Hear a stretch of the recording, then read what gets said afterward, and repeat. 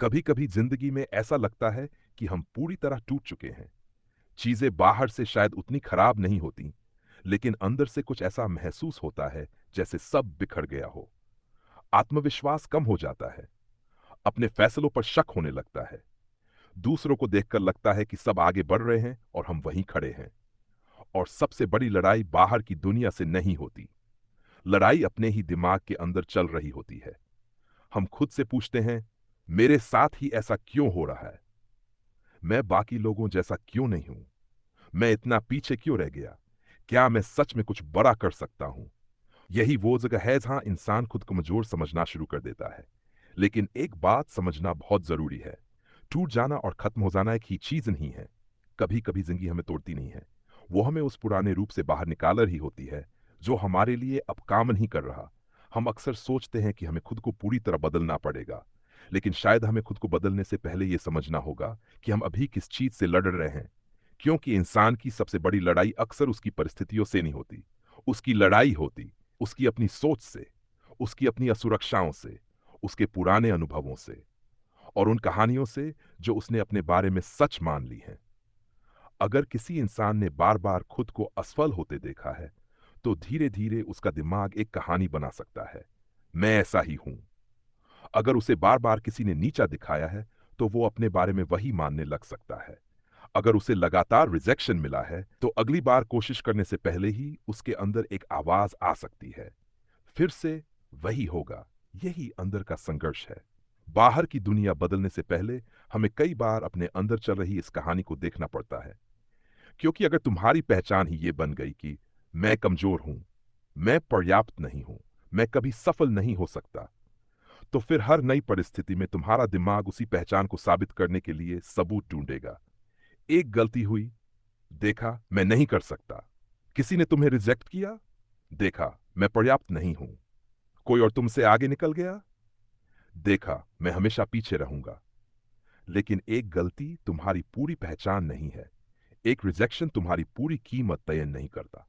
और किसी दूसरे इंसान की सफलता तुम्हारी असफलता का प्रमाण नहीं है।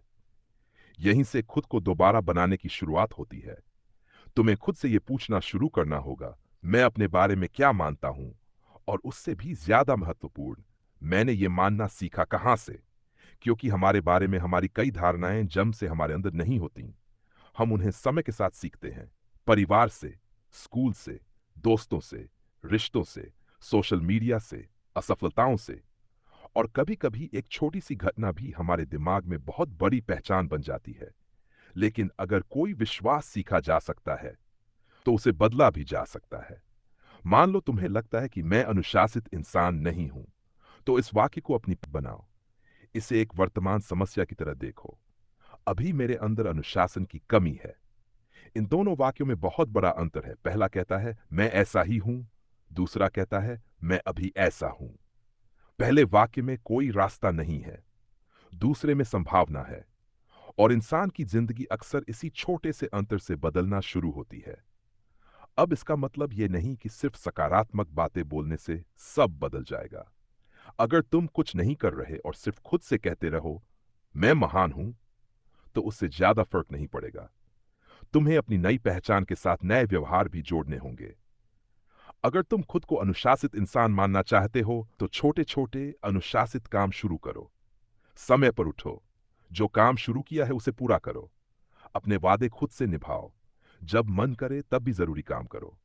क्योंकि पहचान सिर्फ सोचने से नहीं बनती, पहचान बार बार किए गए व्यवहार से बनती है। हर बार जब तुम अपने आप से किया हुआ कोई छोटा वादा पूरा करते हो, तुम अपने दिमाग को एक नया सबूत देते हो, मैं अपने ऊपर भरोसा कर सकता हूं। और आत्मविश्वास भी इसी तरह बनता है। आत्मविश्वास हमेशा पहले नहीं आता। कई बार पहले कार्रवाई करनी पड़ती है, फिर परिणाम मिलता है, फिर दिमाग सीखता है मैं कर सकता हूं। फिर अगली बार थोड़ा कम डर लगता है, फिर तुम थोड़ा और आगे बढ़ते हो, और धीरे धीरे तुम्हारी पुरानी पहचान कमजोर पड़ने लगती है। यही असली बदलाव है। अब एक और बड़ी समस्या है, हम खुद को लगातार दूसरों से तुलना करते रहते हैं। सोशल मीडिया खोलो, कोई नया घर खरीद रहा है, कोई नई कार ले रहा है, कोई विदेश घूम रहा है, कोई अपना बिजनेस शुरू कर रहा है, कोई फिट दिख रहा है, कोई बहुत सफल दिखाई दे रहा है। और फिर हमारा दिमाग कहता है मैं कहाँ हूं। लेकिन तुम किसी दूसरे इंसान की पूरी जिंदगी को अपनी जिंदगी के एक छोटे हिस्से से कंपेयर कर रहे हो। तुम उसका हाईलाइट देख रहे हो, अपनी पूरी स्ट्रगल महसूस कर रहे हो। ये तुलना कभी बराबर नहीं हो सकती। इसलिए अपने आप से एक बेहतर सवाल पूछो, क्या मैं कल से थोड़ा बेहतर हूं? बस। तुम्हारी असली प्रतियोगिता किसी दूसरे इंसान से नहीं है। तुम्हारी प्रतियोगिता उस वर्जन से है जो तुम पहले थे। अगर कल तुम 10 मिनट पढ़ते थे और आज 20 मिनट पढ़ रहे हो, ये प्रोग्रेस है। अगर पहले तुम किसी मुश्किल काम से भाग जाते थे और आज कम से कम शुरुआत कर रहे हो, ये प्रोग्रेस है।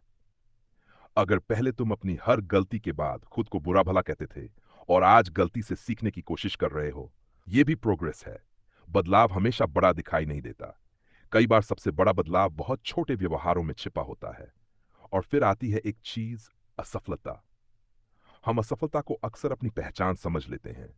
काम नहीं हुआ, मैं असफल हूं। रिश्ता नहीं चला, मैं प्यार के लायक नहीं हूं। परीक्षा खराब हुई, मैं स्मार्ट नहीं हूं।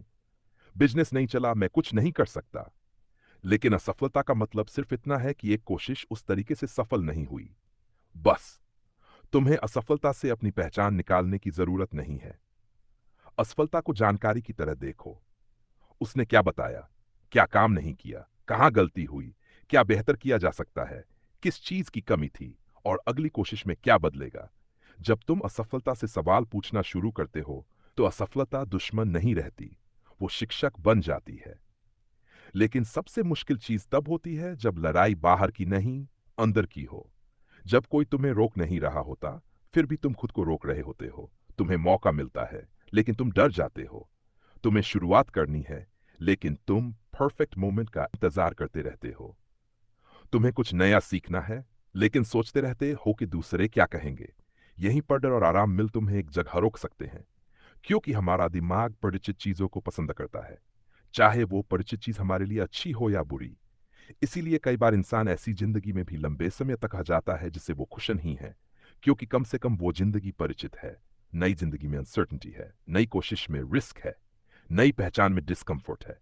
लेकिन ग्रोथ भी होती जब तुम अपने पुराने कंफर्ट जोन से थोड़ा बाहर निकलते हो। दिन कोई बड़ा रिस्क लेने की जरूरत नहीं।